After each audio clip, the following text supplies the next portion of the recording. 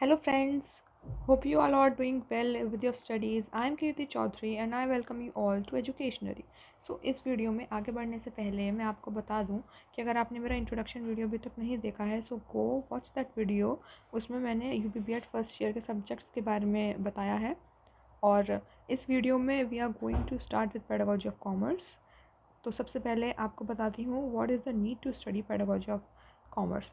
क्यों ज़रूरत पड़ती है इसे पढ़ने की। ये सब्जेक्ट हम इसलिए पढ़ते हैं ताकि हम वे ऑफ टीचिंग सीख सकें। हमें आगे चल के कॉमर्स का टीचर अगर बनना है तो हमें किस वे में बच्चों को पढ़ाना होगा, इस सब्जेक्ट में हम ये सीखेंगे और यही इसका पर्पस था इस सब्जेक्ट को करिकुलम में डालने का।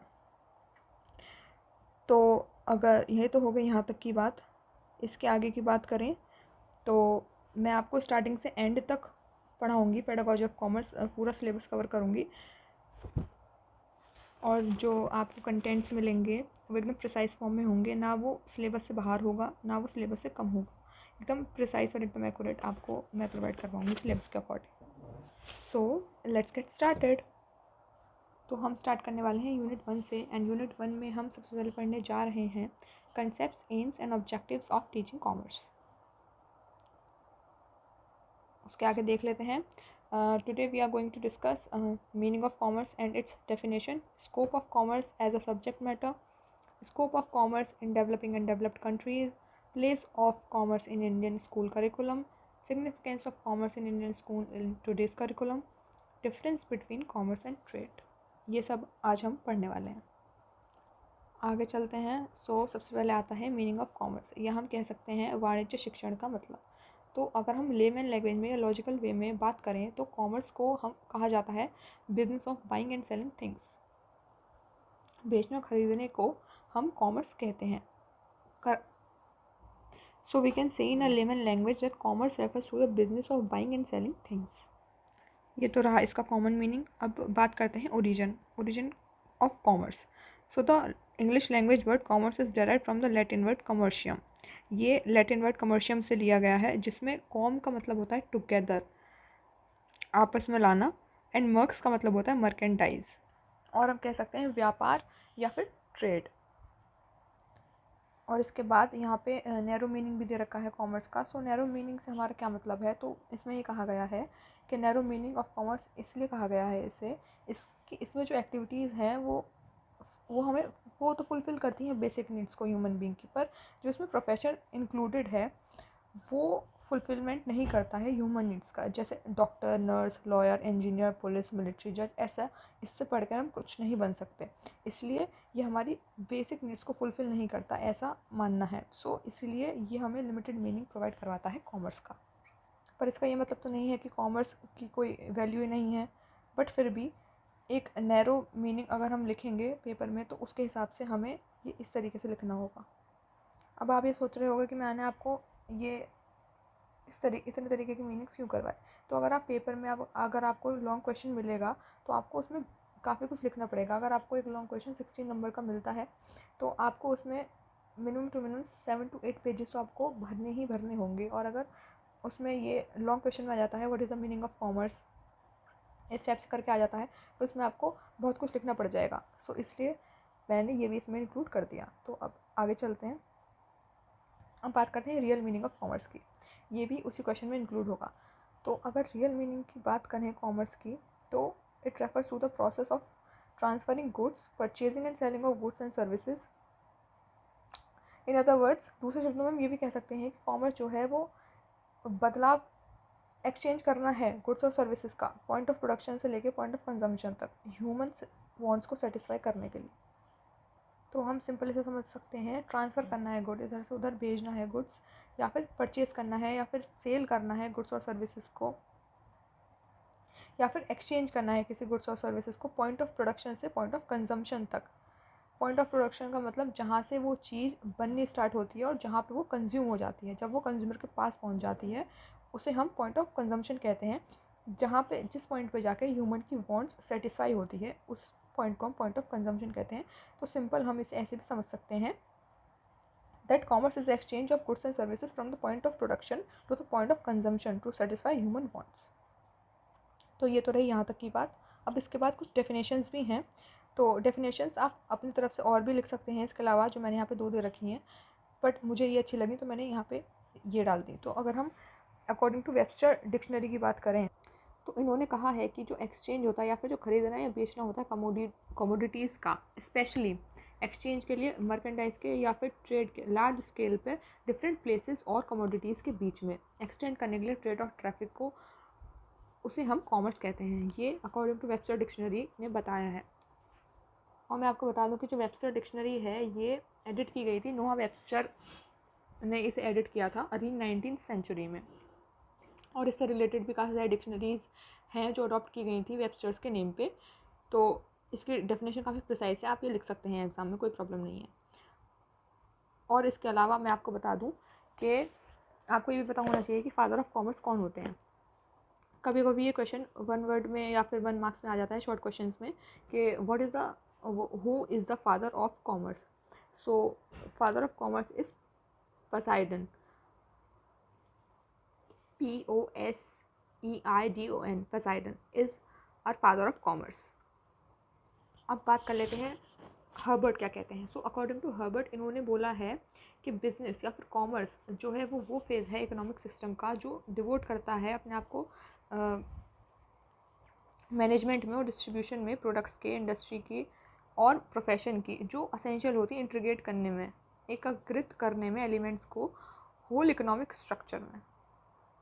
तो और मैं आपको एक बात बता दूं कि बिज़नेस और कॉमर्स ये एक दूसरे के सिनोनियम्स हैं।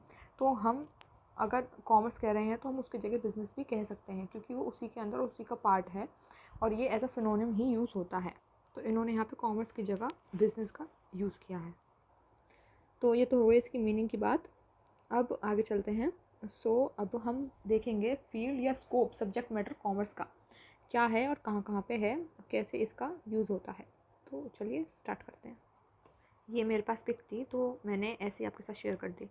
तो इसमें आप देख सकते हैं सबसे पहला जो है वो थ्योरेटिकल है या फिर एकेडमिक हम जिसे कह सकते हैं। तो एकेडमिक में हम जो है तो इसमें हम पढ़ते हैं बिजनेस और सेक्रेटरियल प्रैक्टिस के बारे में। इसके बाद अगर बात करें प्रैक्टिकल और वोकेशनल की, तो प्रैक्टिकल के अंडर में इंक्लूड हो जाता है बुक कीपिंग के बारे में पता चलता है, शॉर्ट हैंड और टाइप राइटिंग, ये इसके अंदर आ जाते हैं। और एडवांस या प्रोफेशनल की बात करें तो इसमें मैनेजर्स, अपर पोस्ट के लोग जो हैं वो आ जाते हैं इसमें, और बिजनेस एग्जीक्यूटिव्स या फिर चार्टर्ड अकाउंटेंट्स और भी कैसे सीएज में भी कैटेगरी हैं जैसे ऑडिटर्स, आपके इनकम टैक्स प्रैक्टिशनर्स, ये सब आ जाते हैं। इनकम टैक्स प्रैक्टिशनर्स में भी इंटरनल और स्टैट्यूटरी दोनों तरीके के आ जाते हैं। अब इसके बाद बात करें डिफरेंट एलिमेंट्स की, तो अगर बात करें पहले एलिमेंट ऑफ लॉ की, तो उसके अंदर हमें पढ़ने को मिलता है कंपनी लॉ के बारे में, इंडस्ट्रियल लॉ के बारे में, बैंकिंग लॉ के बारे में और फिर कॉपरेटिव लॉ के बारे में। अगर हम अकाउंटेंसी के एलिमेंट्स की बात करें तो इकोनॉमिक ज्योग्राफी हो गया, बुक कीपिंग हो गया, अकाउंटेंसी हो गया, ऑडिटिंग हो गया, ये सब होता है। उसमें भी अगर हम इकोनॉमिक ज्योग्राफी की बात करें तो उसमें हमें जानने को मिलता है वर्ल्ड के बारे में, वर्ल्ड इकोनॉमिक के बारे में, नेशनल के बारे में और रीजनल के बारे में, जिससे जानकर हम पता लगा सकते हैं कंडीशंस अपनी कंट्री की और अदर कंट्रीज़ की क्या है, अपनी इकोनॉमी को सुधारने के लिए हम ये कर सकते हैं। उसके बाद अगर बात करें एलिमेंट्स ऑफ इकोनॉमिक्स की, तो इसमें सबसे पहले इंक्लूडेड है इकोनॉमिक थ्योरी। तो इकोनॉमिक थ्योरी के अंदर हम लोग क्या पढ़ते हैं, इकोनॉमिक थ्योरी के अंदर हमारा आता है rural, urban, marketing, management, public economic, ये सब कुछ हमारा इकोनॉमिक थ्योरी में इंक्लूड हो जाता है। इस सब के बारे में इकोनॉमिक थ्योरी के अंदर बताया जाता है। अगर इकोनॉमिक डेवलपमेंट की बात करें तो उसमें हम इंडियन और फॉरेन उनके डेवलपमेंट के बारे में पढ़ते हैं, अपने और उनसे कंपेयर करते हैं। जैसे जो कुछ ज़्यादा अच्छे इकोनॉमिक डेवलपमेंट हैं, जैसे for example UK, USA, USSR etcetera, तो इनसे हम कंपेयर कर सकते हैं। तो third one is economic tools या फिर स्टैटिस्टिक्स, उसके बारे में भी पढ़ते हैं। तो उसके बाद है elements of commerce. So elements of commerce में है हम इंक्लूड करते हैं या फिर पढ़ते हैं ट्रेड के बारे में, इंडस्ट्री के बारे में, बैंकिंग के बारे में, इंश्योरेंस के बारे में, ट्रांसपोर्ट के बारे में, वेयर हाउसिंग के बारे में, एजेंसी के बारे में और एडवर्टाइजिंग के बारे में, इस सब के बारे में हम पढ़ते हैं, देखते हैं। तो ये जो है ये काफ़ी इम्पोर्टेंट चार्ट है। अगर आपको ये आता है फील्ड या scope of subject matter of commerce, तो आप इसे एज इट इज़ बना के आएँ तो आपको नंबर जो है मिलने के चांसेस ज़्यादा हो जाते हैं, आप ज़्यादा नंबर गेन कर सकते हैं अगर आप ये बना लेते हैं तो, क्योंकि इसमें ऑलमोस्ट सारी चीज़ें कवर अप हो जाती हैं। और याद रखना ये स्कोप जो है वो सिर्फ कॉमर्स का है, कॉमर्स एजुकेशन का नहीं है। बच्चे गलती कर देते हैं, जल्दी में देखते नहीं हैं कि क्वेश्चन में क्या लिखा हुआ है और बस आंसर लिख देते हैं। तो आपको ध्यान से देखना है, यहाँ पे 2 चीज़ें जो हैं वो अभी यूनिट में हमें पढ़नी है, तो कॉमर्स के बारे में, फिर कॉमर्स एजुकेशन के बारे में। सो अभी जो मैं आपको पढ़ा रही हूँ वो सिर्फ कॉमर्स के बारे में है। कॉमर्स एजुकेशन अभी हम पढ़ेंगे, उसका स्कोप अलग है और इसका स्कोप अलग है। तो इस अगर सिर्फ कॉमर्स का स्कोप आता है तो उसमें आपको ये सब मेंशन करके आना है, ठीक है। अगर आप ये बना पाएँ तो वेल एंड गुड, बहुत ही अच्छी बात है, आप अच्छे मार्क्स गेन कर पाएंगे। तो ये तो बात हो गई स्कोप तक की। अब आगे चलते हैं। तो अब आगे हम देखेंगे scope of commerce in developing and developed countries. तो अगर आपको स्कोप आता है लिखने के लिए that what is the scope of commerce, so आपको दोनों तरीके के स्कोप लिखने हैं। अगर वो लॉन्ग क्वेश्चन में आता है तो ज़रूर आपको लिखने हैं, अगर शॉर्ट में आता है तो आपको अकॉर्डिंगली करना होगा। और एक बार मैं बता दूँ आपको कि हर यूनिट के फिनिश में मैं आपको क्वेश्चन भी प्रोवाइड करवाऊँगी कि किस किस टाइप के क्वेश्चंस बन सकते हैं, whether it is long, short और वेरी शॉर्ट, सारे मैं आपको करवा दूँगी। यूनिट के बाद में एक सेशन कर लेंगे, उसमें यूनिट वाइज मैं आपको क्वेश्चन बता दूँगी। उसमें प्रीवियस ईयर भी इंक्लूड कर लूँगी, क्योंकि प्रीवियस ईयर के क्वेश्चंस की काफ़ी ज़्यादा प्रोबेबिलिटी होती है आने की, वो रिपीट हो जाते हैं किसी ना किसी फॉर्म में। और बीएड में एग्ज़ाम्स में सबसे अच्छी बात ये है कि जो क्वेश्चन है वो ज़्यादा घुमा फिरा कर नहीं आता, स्ट्रेट फॉरवर्ड क्वेश्चंस आते हैं, बस आपको समझना होता है कि आपको अटैम्प्ट कैसे करना है। और बाकी आपको टाइमिंग्स का जो थोड़ा ध्यान रखना पड़ता है कि आप जल्दी जल्दी लिखें तो ज़्यादा अच्छा है, आपकी राइटिंग स्पीड अच्छी है तो काफ़ी सही रहेगा आपके लिए। अगर नहीं है तो आप फिर राइटिंग स्किल्स अपनी अच्छी करिए, इम्प्रूव करिए, लिख लिख के देखिए चीज़ों को, सो दैट टाइम वहाँ पे कम ना पड़े। तो ठीक है, क्वेश्चंस तो मैं आपको फिर हर यूनिट के लास्ट में करवा दिया करूँगी, यूनिट वाइज क्वेश्चन करवा देंगे, उसकी कोई टेंशन नहीं है। चलिए अब पढ़ते हैं scope in developing and developed countries. So इसमें फर्स्ट पॉइंट है study of different locations on the basis of Kothari recommendation, on the basis of Kothari commission recommendation. तो इस पॉइंट में ये बताया गया है कि जो ये कमीशन है, इसने ये बताया है कि जो कॉमर्स एजुकेशन है वो हर स्टेट पर इंट्रोड्यूस कर दी गई है बिज़नेस एजुकेशन और मैनेजमेंट की तरह, एज अ बिज़नेस एजुकेशन और मैनेजमेंट 10+2 लेवल पे। तो हम कह सकते हैं that almost all the states introduce the commerce education as a business education और मैनेजमेंट एट 10+2 लेवल। तो अगर हम कॉमर्स एजुकेशन में बात करें तो इसमें फिर आ जाता है, सब कुछ इंक्लूड हो जाता है, जैसे banking, stenography, typing, business studies, management accountancy, book keeping, telephone, typing and telex operation, office management etcetera. Develop करने के लिए एफिशिएंसी, बिजनेस एफिशिएंसी और एबिलिटी स्टूडेंट्स में। तो ये तो रही इस पॉइंट की बात। अब आ जाते हैं हम स्टडी ऑफ फाइन आर्ट्स। तो अगर हम इसकी बात करें तो ये पॉइंट इसमें इसलिए इंक्लूड किया गया है ताकि इसमें टीचिंग ऑफ कॉमर्स के थ्रू हम बच्चों को सिखा सकें कि वो कैसे ड्रॉ करें pictures, maps, graphs, paintings, models etcetera, जो डेवलप करता है क्रिएटिव टेंडेंसी और एफिशिएंसी स्टूडेंट्स में, जो उन्हें हेल्प करती है डील करने में अपने बिजनेस के साथ, अपनी प्रोफेशनल लाइफ को सक्सेसफुल करने के लिए फ्यूचर में। तो इस पॉइंट का ये मतलब है। तो ये तो बात हुई स्टडी ऑफ फाइन आर्ट्स की। अब आते हैं डेवलपमेंट ऑफ ह्यूमन वैल्यूज़ पे। तो डेवलपमेंट ऑफ ह्यूमन वैल्यूज़ में बेसिकली ये बोला गया है कि अगर एक सक्सेसफुल फ्यूचर चाहिए तो एक आइडियल सिटीज़न होने के लिए आप में कुछ ह्यूमन वैल्यूज़ इंक्लूड होना काफ़ी ज़्यादा इंपॉर्टेंट हो जाता है। जैसे ऑनेस्टी हो गया, पोलाइटनेस हो गया, टॉलरेंस हो गया, पेट्राइटिज्म हो गया यानी देशभक्ति हो गई, ट्रुथनेस हो गई स्टूडेंट्स में। ये सब होना काफ़ी इंपॉर्टेंट है जिससे कि वो डेवलप कर सके और अपनी क्वालिटीज़ को इम्प्रूव कर सके एक आइडियल सिटीज़न बनने के लिए। उसके बाद आता है एक्विजिशन ऑफ प्रैक्टिकल नॉलेज। अब एक्विजिशन ऑफ प्रैक्टिकल नॉलेज में इसके थ्रू हम जो है इंफॉर्मेशन गेन कर सकते हैं प्रैक्टिकल नॉलेज के बारे में और डिफरेंट प्रोफेशंस के बारे में, प्रिंसिपल्स के बारे में, बिजनेस के स्टूडेंट्स को बताने के लिए। इसमें हम ये सब इंक्लूड करते हैं। ये इन्फॉर्मेशन हेल्प करती है उसे चूज़ करने के लिए, उसका प्रोफेशन, क्या वो प्रोफेशन चूज़ करना चाहता है या चाहती है आगे चलकर अपने फ्यूचर में। तो थ्रू दिस पॉइंट वो अच्छे से अपना प्रोफेशन चूज़ कर पाते हैं। इसके बाद next point is study of current economic and business events. ये पॉइंट ये बताता है कि कोई भी बिजनेसमैन, प्रोफेशनल या इंडस्ट्रियस वो जब भी आइडियल बन सकता है जब वो अवेयर हो वेरियस हैपनिंग्स के बारे में या फिर इंसिडेंट्स के बारे में जो कंट्री में या वर्ल्ड में होते हैं। अगर आप अवेयर ही नहीं रहोगे तो आप एक अच्छे आइडियल सिटीज़न या फिर एक प्रोफेशनल बिजनेसमैन कैसे बन सकते हो? It's never be possible. तो ये इस पॉइंट में इंक्लूड होता है और ये रिलेटेड होता है इकोनॉमिक, ऑक्यूपेशनल, बिजनेस और कमर्शियल एक्टिविटीज़ से ये रिलेटेड होता है। और ये जो इंसिडेंट्स हैं ये न केवल हमारी कंट्री को अफेक्ट करते हैं but also other countries also. So इसलिए कॉमर्स एजुकेशन जो है वो इंफॉर्मेशन प्रोवाइड करवाता है सच इकोनॉमिक इवेंट्स के बारे में और बिजनेस इवेंट्स के बारे में जो हमें बताते हैं कि कैसे डील करना है उनके साथ।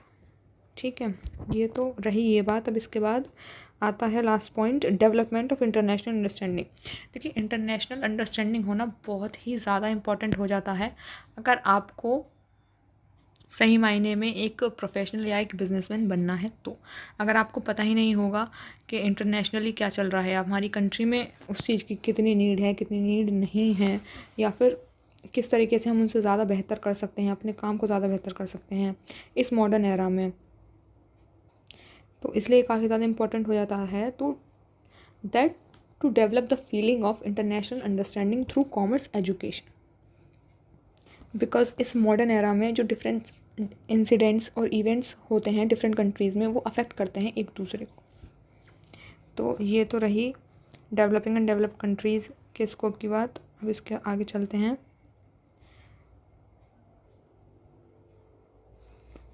अब आता है place of commerce in Indian school curriculum. क्या जगह है कॉमर्स की एक स्कूल करिकुलम में? तो चलिए इसे पढ़ते हैं। जैसा कि आप सबको पता है कि आजकल चीज़ें कितनी ज़्यादा एडवांस हो गई हैं, सब चीज़ में टेक्नोलॉजी का यूज़ होता है। तो इसमें यही बताया गया है कि आज की डेट में ऑफिस वर्कर्स की इतनी ज़्यादा डिमांड बढ़ चुकी है कि करिकुलम को भी उसी वे में हमें जो है चेंज करना पड़ता है टाइम टू टाइम। जैसे इसमें लिखा है, these days there is a great demand for office workers who can type readily and accurately, जिनकी टाइपिंग ज़्यादा अच्छी हो, एक्यूरेट हो, जो ट्रांसक्राइब कर सकें नोट्स को जल्दी और करेक्टली, जो फाइनेंशियल रिकॉर्ड्स रखना जानते हों, ऑपरेट करना जानते हों बिजनेस मशीन्स को इफेक्टिवली।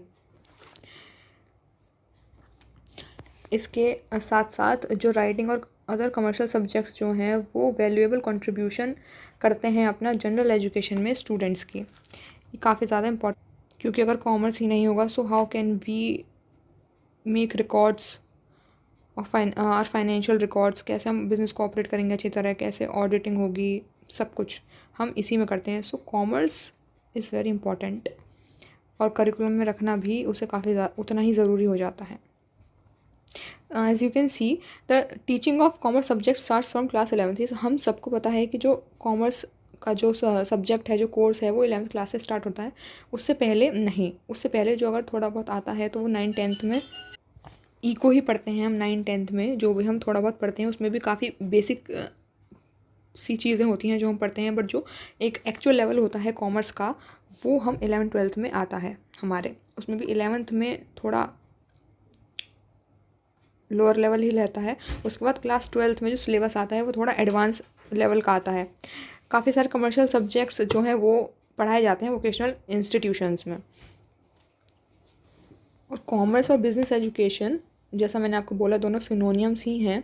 ये केवल एक फ़ेज़ है एजुकेशन का, ना ये इन्फीरियर है ना ये सुपीरियर है किसी अदर फेज से या ब्रांच से या किसी और अदर कोर्स से। तो चलिए आगे चलते हैं, देखते हैं कुछ सब्जेक्ट्स जो इंक्लूड होते हैं करिकुलम में। अकॉर्डिंगली हो सकता है, किसी बोर्ड में कुछ है या किसी बोर्ड में कुछ है। तो चलिए देखते हैं।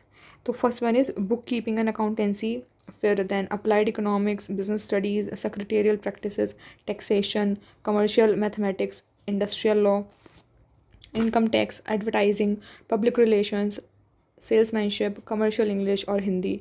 और भी काफ़ी सारे सब्जेक्ट्स होते हैं, पर अगर आप इतना भी लिख देंगे पेपर में so it will be enough. चलिए ये तो यहाँ तक हो गया, अब आगे चलते हैं। अब बात करते हैं हम difference between commerce and trade. ये क्वेश्चन भी कभी कभी आ जाता है, तो इसे भी देख लेते हैं एक बार। तो जो कॉमर्स है, कॉमर्स में आप देख सकते हैं पहला पॉइंट्स है activities involving distributions of goods and services. Commerce में इंक्लूड होता है एक्टिविटीज़ जो डिस्ट्रीब्यूट करती हैं गुड्स और सर्विसेज को, जैसा कि मैंने आपको पहले भी बताया था। तो आप सिंपल पहले डिफरेंस में आप सिंपली एक डिफाइन दोनों की दे सकते हैं। वो गुड्स स्टार्ट होता है किसी भी डिफरेंस के लिए। तो और ट्रेड में अगर हम देखें तो ट्रेड में केवल परचेज सिर्फ खरीदा और बेचा जाता है गुड्स और सर्विसेज को, और कॉमर्स में वहीं इन्वॉल्व होता है डिस्ट्रीब्यूशन गुड्स और सर्विसेज का। So you can see the difference या then second point is comprise commerce is comprised of trade and auxiliaries to trade, where the trade comprises of exchange of goods and services only. Okay, ये वाला point हो गया। Then the third one is it represents demand sides of goods and services. Commerce केवल demand side दिखाता है goods और services की, और ट्रेड जो है वो दिखाता है दोनों sides, both sides of supply and demand. The fourth one is commerce में ये इन्वॉल्व करता है movement of goods from point of production to the point of consumption, जैसा कि मैंने आपको पहले भी बताया। जहाँ से प्रोडक्शन स्टार्ट होता है और जहाँ तक कंजम्पशन होता है, उस पूरी जर्नी को हम लोग कॉमर्स में डालते हैं। ठीक है, उसके बाद बात करते हैं ट्रेड की। सो ट्रेड मार्केट पे कैरी किया जाता है, it is carried on in the market. बात करें कॉमर्स की तो फिर ये इसका स्कोप जो है वाइड होता है, ट्रेड का नैरो होता है। कॉमर्स में लेस कैपिटल की ज़रूरत होती है और ट्रेड में मोर कैपिटल की ज़रूरत होती है। आप अगर क्वेश्चन ज़्यादा मार्क्स में आ रहा है तो आप और भी पॉइंट्स इसमें इंक्लूड कर दीजिएगा, वरना अगर शॉर्ट में किसी के साथ मिलकर ये क्वेश्चन बनना है, सेकंड क्वेश्चन है किसी में ही, जैसे व्हाट इज़ कॉमर्स दे दिया, फिर साथ में दे दिया that also explain the difference between commerce and trade. So आप वो इसके साथ लिख सकते हैं, इतना भी लिख देंगे तो चलेगा। ओके, चलिए आगे चलते हैं।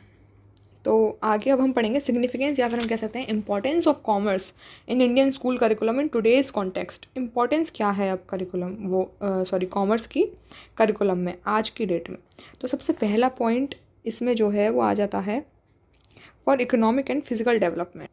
तो सबसे पहले पॉइंट में ये है कि कॉमर्स क्यों इम्पॉर्टेंट है, क्या ज़रूरत है उसकी पढ़ने की, क्या इंपॉर्टेंस है। तो इसमें इस पॉइंट में ये आ जाता है कि कॉमर्स एजुकेशन हमें प्रोवाइड करवाती है नॉलेज, इन्फॉर्मेशन प्रोवाइड करवाती है हमें एस्टेब्लिशमेंट के बारे में कॉमर्स के, उसके मैनेजमेंट के बारे में, कॉमर्स एजुकेशन के ऑर्गेनाइजेशन के बारे में, और इसके साथ साथ other important sites commerce education की। ये सब कुछ हमें जानने मिलता है कॉमर्स के थ्रू, तो काफ़ी इंपॉर्टेंट हो जाता है करिकुलम कॉमर्स का। Then the next point is help in selecting profession. Obviously अगर आप कॉमर्स लेते हैं और अगर आपको उसमें यही ना बताया जाए कि उसमें क्या प्रोफेशन होगा, तो फिर क्या फ़ायदा है। तो कॉमर्स के थ्रू हमें सिलेक्शन प्रोफेशन भी जानने को मिलता है। काफ़ी सारे प्रोफेशन होते हैं, CA CS का, कुछ भी आप जिसमें भी इंटरेस्टेड हो आगे आप परस्यू कर सकते हो अगर आप कॉमर्स में हो, और अगर आपको आगे भी इंटरेस्ट है कॉमर्स में जाने में तो ये उसके लिए आ जाता है। देन उसके बाद थर्ड पॉइंट है accurate use of natural resources. इस सब के अलावा कॉमर्स हमें बताता है कि कैसे हमें डिफरेंट तरीके के नेचुरल रिसोर्सेज जो हैं अवेलेबल हैं हमारे पास, और कैसे हमें उनका प्रॉपर यूटिलाइजेशन करना है। इसकी हेल्प से, कॉमर्स एजुकेशन की हेल्प से हम जो है कंटिन्यूस सर्चिंग कर सकते हैं नेचुरल रिसोर्सेज की, जिसके थ्रू हम न्यू इंडस्ट्रीज़ को एस्टेब्लिश कर सकते हैं, और जिससे प्रोग्रेस भी पॉसिबल है। क्योंकि अगर नेचुरल रिसोर्सेज ही नहीं रहेंगे तो हम किस के थ्रू हम काम करेंगे, क्या हमारे पास कुछ होगा ही नहीं फिर काम करने के लिए। इसके बाद आ जाता है fourth point labour arrangement and welfare. तो इसमें कॉमर्स एजुकेशन की हेल्प से हमें प्रॉपर यूटिलाइजेशन का सीखने को मिलता है लेबर का भी, और इस वे में वेलफेयर जो है लेबर का वो भी होता है। Like we can say commerce education helps in proper utilization of labour and in which way the welfare of labour should be done. इससे हमें ये पता चलता है कि कोई भी अगर हमारा बिज़नेस है तो हमें उसमें कितनी लेबर की ज़रूरत है, कितना लेबर अगर हम लगाएंगे तो हमारी जो नीड है वो सेटिस्फाई हो जाएगी, कितने से हमारा काम हो जाएगा, चल सकता है हमारा काम, ना ज़्यादा हो ना कम हो। तो कॉमर्स एजुकेशन बताती है कि कैसे हम एक साउंड लेबर मैनेजमेंट रिलेशनशिप को एस्टेब्लिश कर सकते हैं लेस लेबर प्रॉब्लम के साथ इंडस्ट्री में। Okay, come to the next point, talking about development of business skills. So इसमें हमें जानने मिलता है कि कॉमर्स के थ्रू हम डेवलप कर सकते हैं प्रॉपरली वो ह्यूमन, बिजनेस और प्रोफेशनल क्वालिटीज़ अपने अंदर जिनकी ज़रूरत होती है सक्सेसफुल बिजनेसमैन बनने के लिए। As we know, the success of any business organization depends upon the efficiency, quality of the businessman. तो इसलिए ये पॉइंट काफ़ी ज़्यादा इंपॉर्टेंट हो जाता है। इसके बाद हम बात करते हैं नॉलेज ऑफ इंटरनेशनल ट्रेड। तो इस पॉइंट में जैसे मैंने आपको पहले भी बताया, इंटरनेशनल ट्रेड की नॉलेज होना काफ़ी ज़्यादा इंपॉर्टेंट है अगर आप एक बिजनेसमैन बनने वाले हैं तो, या फिर हैं तो भी। अपने बिज़नेस की ग्रोथ के लिए आपको ये जानना बहुत ज़्यादा ज़रूरी है कि जो अदर कंट्रीज़ हैं उनमें क्या चल रहा है और हमारी कंट्री में क्या चल रहा है। Okay, the next one is knowledge of arrangement of capital. Capital के बारे में बताया जाता है कि किस टाइप से आपको कैपिटल इन्वेस्ट करनी है अपने बिज़नेस में, किस तरीके के बिज़नेस में कितनी कैपिटल लगेगी और कितनी नहीं लगेगी। तो इसकी नॉलेज होना भी काफ़ी ज़्यादा इंपॉर्टेंट हो जाता है। The last one is knowledge of office management. इसकी नॉलेज होना भी उतना ही इम्पॉर्टेंट है because office is the heart of the beginning of any business organization and we can say center point of it. So if there is a proper arrangement of office then the whole work should be done properly. अगर एक office ही नहीं होगा तो हम अपना काम कहाँ करेंगे। तो इसलिए एक ऑफिस का होना बहुत ज़्यादा इंपॉर्टेंट हो जाता है और उसका अरेंजमेंट भी आपको बहुत अच्छी तरीके से करना आना चाहिए। सो आज की वीडियो में इतने ही टॉपिक्स थे। I hope you all like this video and find this video helpful. ऐसा और कोई वीडियो देखने के लिए और ऐसे और वीडियोस मेरे देखने के लिए आप मेरे चैनल को सब्सक्राइब करो, शेयर करो और लाइक भी करो। अगर आपको PDF चाहिए तो आप मेरा टेलीग्राम चैनल भी ज्वाइन कर सकते हो जिसका लिंक डिस्क्रिप्शन में दिया गया है। And you can also follow me on Instagram, उसका लिंक भी आपको डिस्क्रिप्शन में मिल जाएगा। And yes, do not forget to like my video. If you guys have any queries, comment me and I'll resolve that also. Till then, bye bye, take care.